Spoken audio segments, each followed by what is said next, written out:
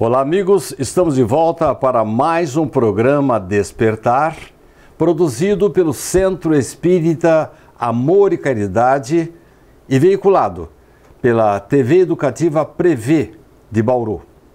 Temos hoje um convidado muito querido, muito especial. Ele é especializado em Evangelho. Daí fazermos a pergunta inicial para Nazil Canarim a respeito exatamente do Evangelho. Seja bem-vindo, Nazil. Muito obrigado, Sidney. Muito obrigado a você que prestigia esse programa que de longa data ajuda na divulgação e na transmissão de boas informações que tanto fazem falta nos nossos dias. A nossa audiência principal é de pessoas que leem o Evangelho, estudam o Evangelho e sem assim distinção de qualquer filosofia ou religião. Nós queríamos comentar com você agora sobre o aniversário de uma obra muito importante para nós espíritas, o Evangelho segundo o Espiritismo. Estamos em pleno aniversário do Evangelho, com 160 anos desde a data da sua edição primeira. Nazil, quando o professor Rivaio veio lá de Yverdon, na Suíça, tomou contato com o magnetismo de Mesmer e depois foi chamado a presenciar fenômenos de mesas que subiam, levitavam, falavam, se curvavam. Inicialmente ele trouxe, e era de se esperar, um livro que respondesse às perguntas da vida, um livro filosófico. Em seguida, ele tratou da parte experimental, lançando o Livro dos Médiuns. Mas o clima não era bom. E eis que, se ele tratasse de religião naquela época, provavelmente seria oferecer de bandeja a cabeça da doutrina iniciante para o cutelo das religiões, dos materialistas, da imprensa. Nazil, em 1864, surpreendentemente, o professor Rivaio, agora com o anônimo Allan Kardec, lança um livro religioso. Você não acha que, neste caso, ele estava cutucando as onças eclesiásticas com vara curta? Não comprou uma briga com a igreja ao lançar, abre aspas, o Evangelho dos Espíritas? Não resta dúvida, Sidney. E ele começou cutucando mesmo, porque a primeira edição, ela recebe o nome Imitação ao Evangelho. Há muita gente que critica esse título, até daqueles que o acompanhavam, exatamente porque era dar de frente com uma obra de Thomas de Kempf intitulada Imitação de Cristo, e era alguma coisa inaceitável. As religiões, de uma maneira geral, em face dos chamados livros que elas entendem sagrados, elas se reservam o direito de apenas a elas competir administrar isto.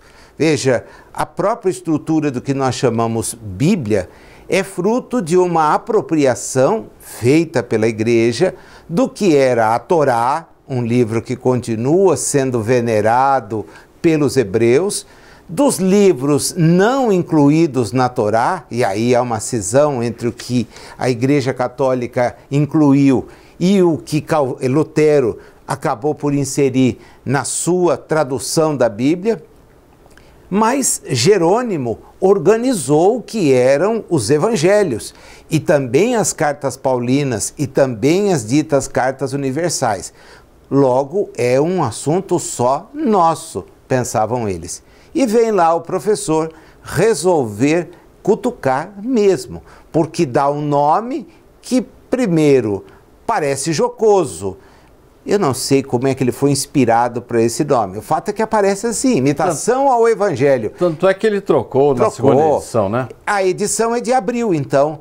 anunciada na Revista Espírita de abril de 1864. E logo depois, na terceira edição, ele passa então ao Evangelho segundo o Espiritismo.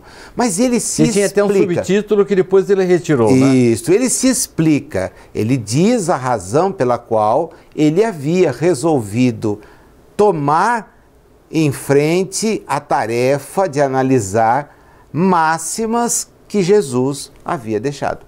Mas, cá conosco, opinião particular, foi infeliz esse primeiro título, não? Totalmente. E, além de não ensejar a curiosidade do leitor, dá a impressão que ele está imitando, quando na verdade ele está trazendo conceitos extraordinários emitidos pelo próprio Jesus. Absolutamente novos, organizados dentro de uma lógica, dentro de uma racionalidade que quanto mais a gente estuda, mais descobre, tem um sentido. Então, o Evangelho do prefácio até o seu término, no capítulo 27, já que o 28 com as preces é também uma obra avulsa, depois incorporada, ele consegue, na lógica daquilo que havia vindo do Livro dos Espíritos, estabelecer o que representava a chave. Porque é interessante, né? Ele diz, Jesus é a porta, porém, para compreender a sua mensagem, é preciso uma chave, e esta chave é o Espiritismo. Agora, anunciar assim, sem maiores cuidados? Não, ele trata de pegar a chave e ir virando cada uma daquelas portas que permitiu então entender Jesus em espírito e verdade, que era justamente aquilo que ele desejaria ter feito, mas reconheceu, e isso está no texto dos Evangelhos, não podia ser dito naquele momento. Quer dizer, falta a base, então não tem como agora. Se nós pegarmos de Moisés a Jesus e de Jesus a Kardec, nós veremos então um tempo grande para que o homem pudesse amadurecer. No próximo bloco, eu vou perguntar ao Nazil se o Evangelho segundo o Espiritismo é um Evangelho dos Espíritas. Eu vou perguntar a ele o que ele tem de diferente da Bíblia ou do Novo Testamento de uma forma geral. Não saia daí, voltaremos no instantinho.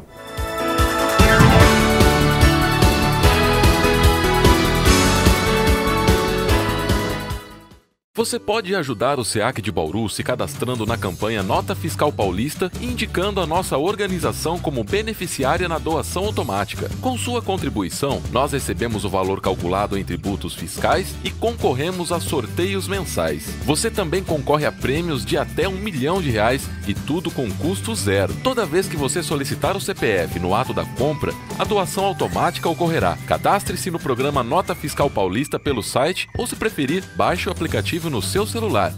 Faça seu login e siga o passo a passo que o sistema oferece. Escolha a opção Entidades e, em seguida, Doação de cupom fiscal com CPF automático. Pesquise pelo nosso CNPJ, Centro Espírita Amor e Caridade, e selecione Prazo Indeterminado. Pronto, agora você já está ajudando o SEAC e todos os nossos projetos. O Centro Espírita Amor e Caridade de Bauru agradece.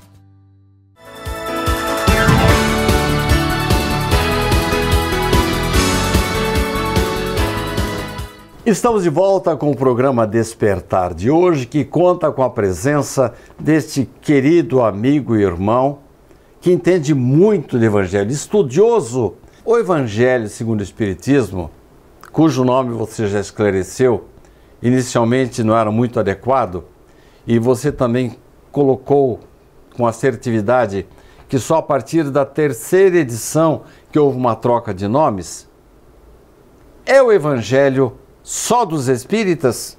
Pelo contrário, a palavra evangelho significa boa nova. É assim que ela é saudada.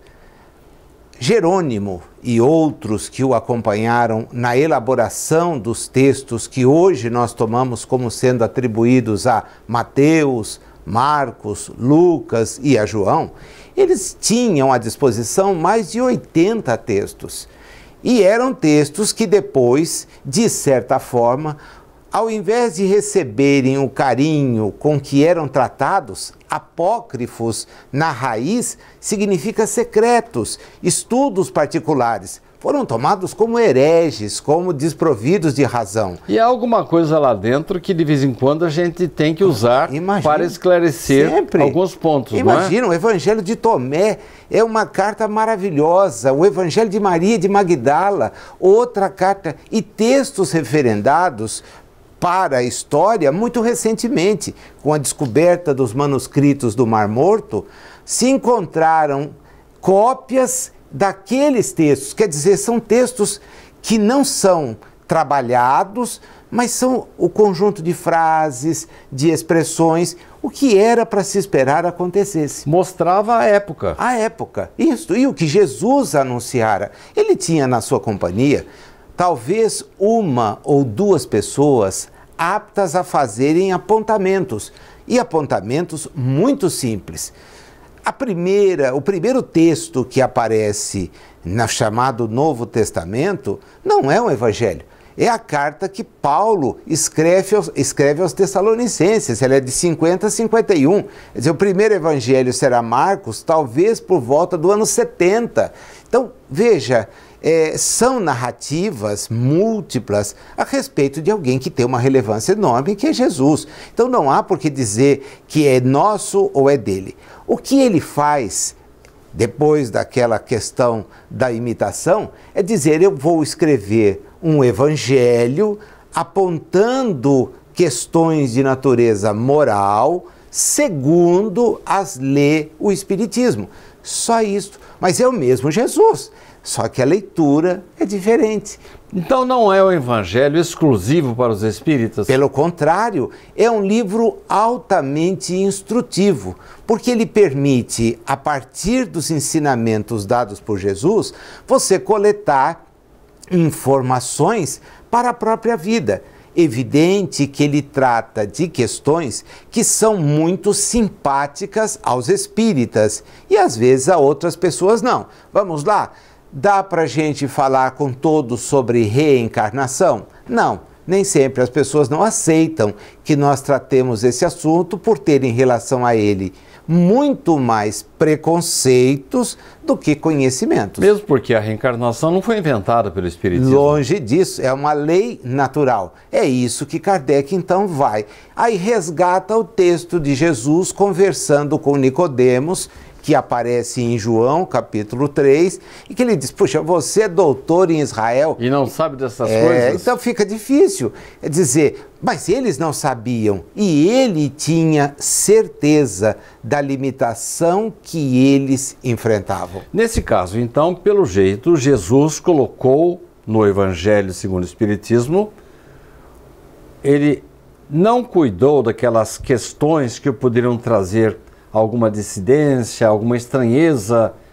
Tanto é que na Revista Espírita ele chega a classificar a obra como sendo passível de uso por qualquer religião, por Exato. qualquer crença.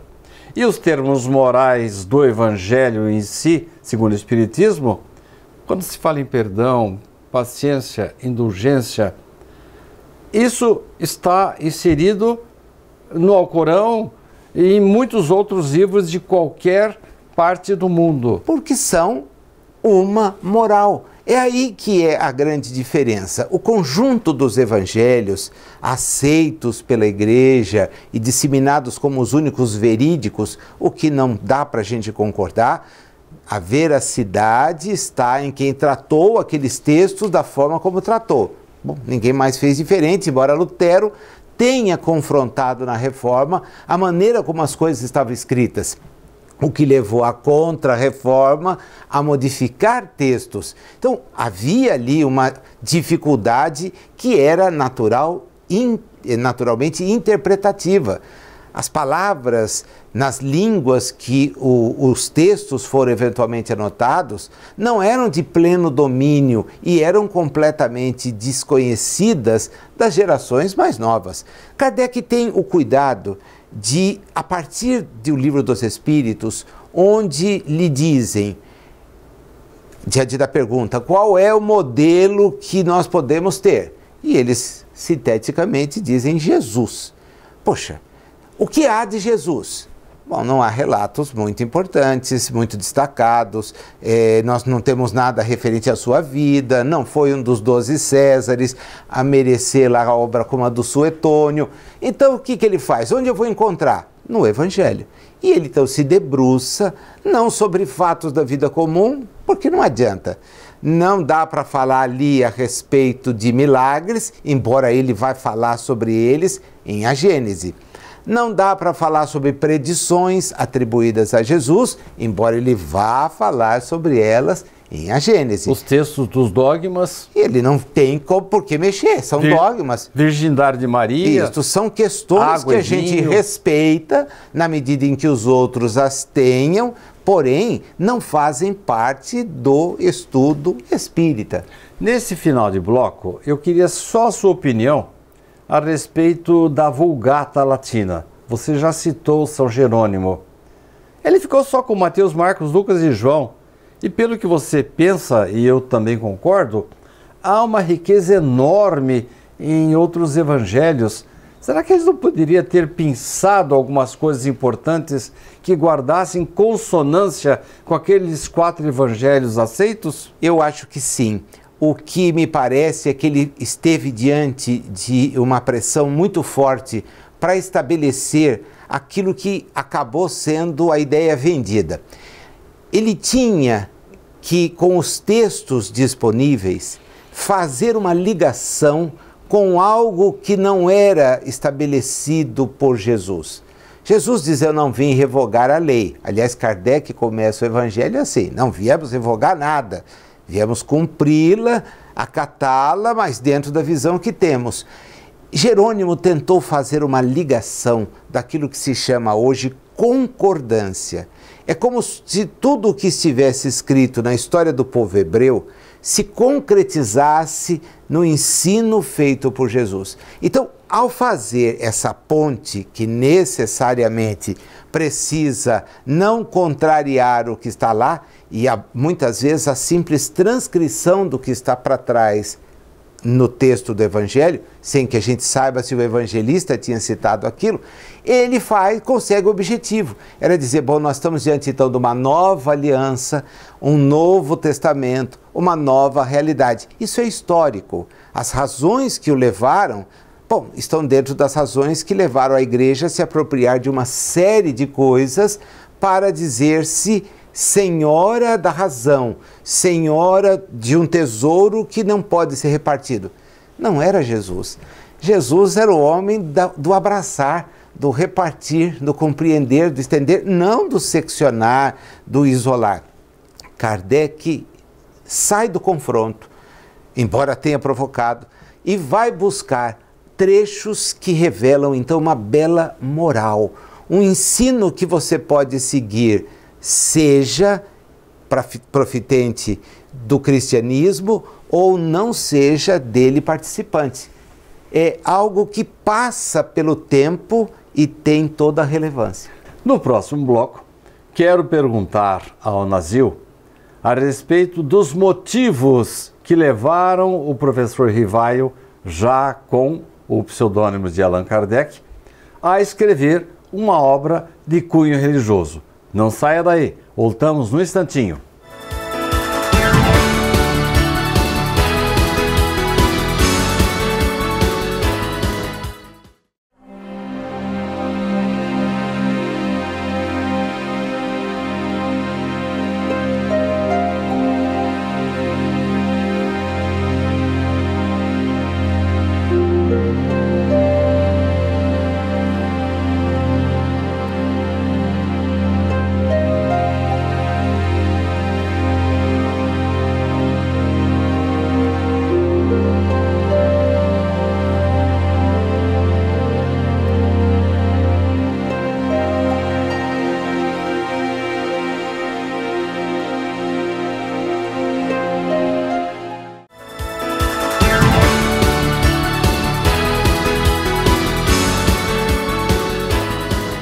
Estamos de volta para o último bloco do programa Despertar de hoje, que está contando com a presença do querido amigo, estudioso do Evangelho, Nazil Canarim.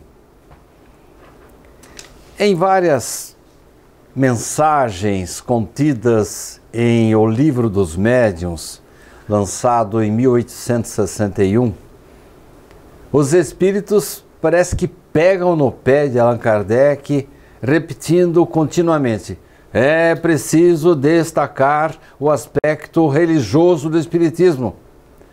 E ele, que tinha aquele receio ainda de atritar-se contra a religião dominante, protelou ao máximo.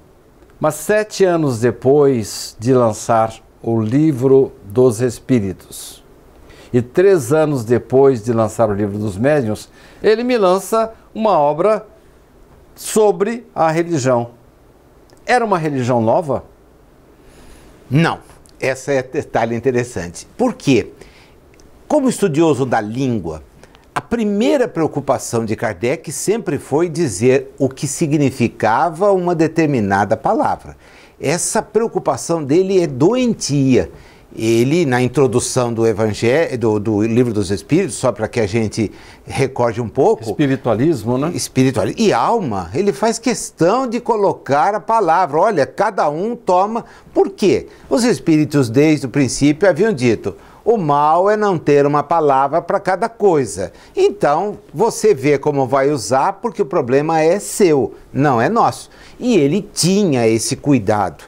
E o cuidado com o uso da expressão religião foi sempre muito forte nele. Primeiro, por ser alguém racionalista demais. E nós não podemos nos esquecer o contexto da sua reencarnação na França, que era um contexto de completo isolacionismo entre Estado e Igreja. Então ele foi formado assim. Por Pestalozzi, que era protestante, ele recebeu informações que na França não receberia. Aliás, atualmente, com 2 medidas muito importantes, uma relacionada com o aborto e outra relacionada com a possibilidade, que o presidente não quer falar a palavra cruel aí, pedindo, dando possibilidade da pessoa desenganada promover a sua própria morte. A França está dando assim uma lição de Estado laico que Kardec herdou de Pestalozzi, que fazia questão de separar, não permitir a intromissão da religião na educação e muito menos no Estado. A ideia é sempre essa. Por quê? Porque é uma questão de cunho pessoal. Nós não podemos imaginar que a coisa que pertence a todos, inclusive aos que não têm visão religiosa, venha a sofrer por visões desta ou daquela natureza. Todas as correntes são respeitáveis. Todas as formas de expressão da religiosidade, e inclusive a de não ter uma, precisam ser compreendidas. Ele pega aquilo tudo, então ele reluta em face de religião. É uma palavra que ele então entende. Olha, tem um sacerdócio. O Espiritismo não tem. Tem rituais, o Espiritismo não os tem, apesar dos equívocos de alguns espíritas que insistem, por exemplo, em fazer casamento, insistem em tentar fazer batizados, o que não condiz com o Espiritismo. Embora respeitemos todas as religiões com essas práticas. Quem tem a possibilidade de observar aquilo que significa, deve ser livre. O Espiritismo nunca quis se transformar numa religião, por entender, e aqui que está a questão-chave, por entender que as religiões têm esses particularismos, e o Espiritismo não tem. Agora, ele tem um ponto que é respeitar a mensagem de Jesus. E aí é que ele encontrou, então, a base para ancorar uma visão que ele chamou no primeiro instante moral, e depois ele entendeu que podia até abrir, e no discurso que fez aos lionenses, disse lá: tudo bem, Vamos entender o Espiritismo como uma religião, mas uma religião de cunho natural. Aliás, essa moral que você citou agora, ele herdou também de Pestalozzi, que inoculava em seus alunos a semente da moral que iria frutificar lá na frente. É, o fazer o bem. Pestalozzi estimulava não a prática do frequentar o templo, que é a prática que, infelizmente, os ministros religiosos entendem como a mais adequada. Aliás, sem querer, ele citava assim, por tabela, Leon Denis,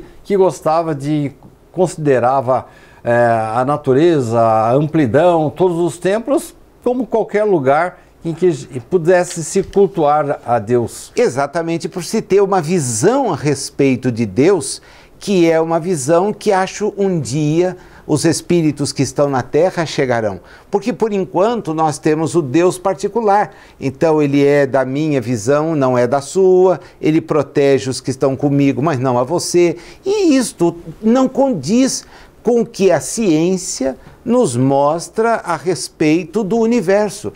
É dizer, você tem que abrir a mente. Nós, enquanto pequenos, começando as nossas jornadas, evidentemente somos limitados na interpretação, na visão. Agora, a partir do momento que nós temos um telescópio nos mostrando que não há firmamento, que tudo amplifica, que tudo se encaixa, você vai se convencendo da existência de uma inteligência. É Deus a quem Jesus, para ajudar, nos pediu chamar-se de Pai. Nazil, desde já nós gostaríamos de convidá-lo para retornar ao programa, que nós temos muitas perguntas a lhe fazer, mas nesses segundos finais, diga alguma coisa a respeito dessa comemoração dos 160 anos. Toda comemoração é importante.